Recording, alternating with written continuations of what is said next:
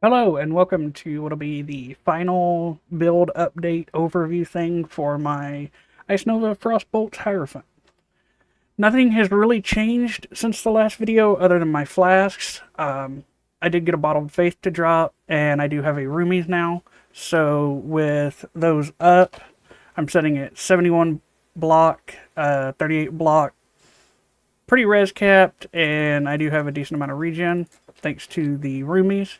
I'm also setting it 2k armor, or sorry, regen for the Bottled Faith, and I'm setting it about 2k armor. So, the only thing that I've really noticed with this build that seems to kill me is degens and dots. Dots are brutal. I am running a Pantheon for Arcali, and I'm running Ralakesh. So then I'm running Ralakesh just because I've spent like 300 Val Orbs and I've yet to get a Corrupting Blood Jewel. As I said in the last video, all of this is solo self-found. All of this gear I've crafted myself. I will leave a link in the description to the path of building if you're interested. Atlas tree, or passive tree, is not really changed. As far as what I've done with this build, I've done pretty much everything in the game. I've done all of my favorites with it. I haven't done a feared, mainly because I keep killing myself to the reflect mirror on Uber at Zeri. I've done Cortex. I've done all of the Breach Lords, except for Olnatol, which I know I can do Olnatol. I just don't have enough splinters to make a stone. Twisted, Formed. I've been farming Cortex and Maven. I'm 17 Black Knights without a shield. I've done 6 Shapers without a flask or a sword.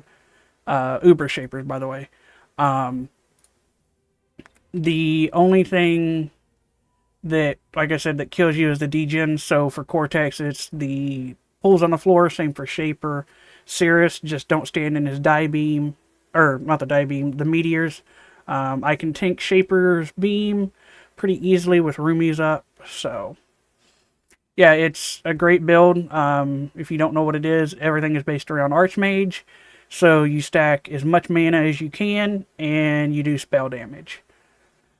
Yeah, nothing's really changed. I got 2020 gems. I should probably go through and Val all these, but I've been burning my Val Orbs for Corrupting Blood Jewels. And also, I'm out of Divines because this Bottled Faith hates me. So I guess I can show you it going through a T16 real quick. I have done T17s on it, but T17s to me are just, they're not fun. I would rather run 16s quickly as opposed to running 17s and having to take time. As far as map mods, the only 2 map mods that you can't, like, period, can't run, you can't run Ellie Reflect, and you really shouldn't run no regen. You can run no regen, but it's super annoying if you run out of mana because you can't leech at that point. But yeah, going just normal mapping, it's super nice. Like I said, the only thing that seems to kill me is dots, and just most of my deaths are not because of the build, it's because of me. Whether I'm trying to tank something that I really, like, I know I shouldn't, or I'm just not paying attention to the ground and I'm standing on a fucking Shaper degen, stuff like that. One thing I will mention, if I do have any complaints at all on this build, is even without the MTX, you can't see shit. And I kind of knew that going into it because I've played Ice Nova Frostbolts before. I had a Cospre's Malice cast on crit build that I played for quite a while in Standard. That's why I have the MTX. And yeah, you just can't see shit with them, and that's kind of the downfall of this build. And I think it's the draw for some people is they want to be able to see just, you know, the cool explosions and like the screen spam. But for me, it's just kind of annoying. Hey, look, a T17 dropped. And I might die to this. Nope. Harbingers, I've been farming Harbingers with this build.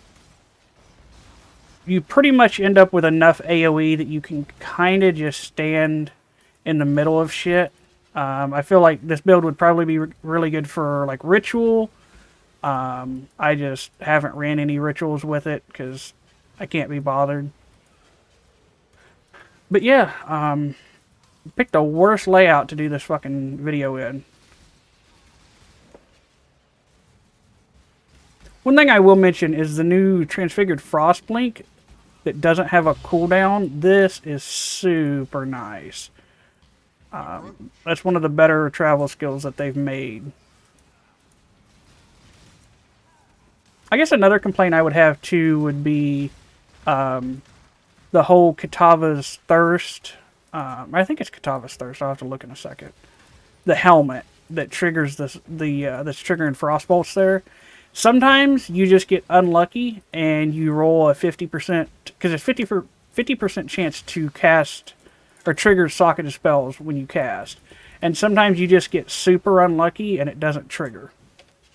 Yeah, Katava's Thirst.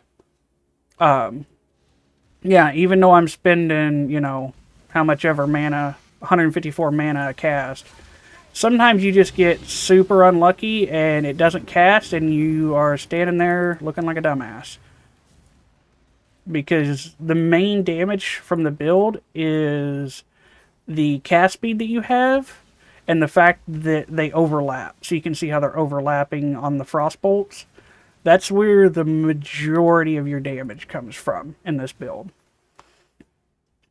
Yeah, I think next I'm going to reroll into something, probably going to be a Slayer, because I haven't played Slayer for a few years now.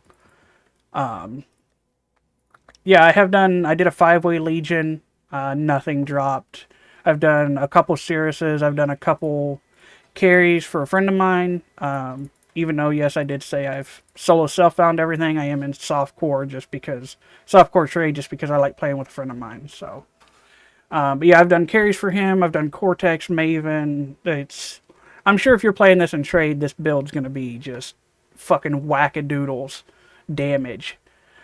But anyway, hopefully you guys enjoyed, and I will see you in the next video, which is hopefully a two-handed Slayer build. But you guys have a wonderful day.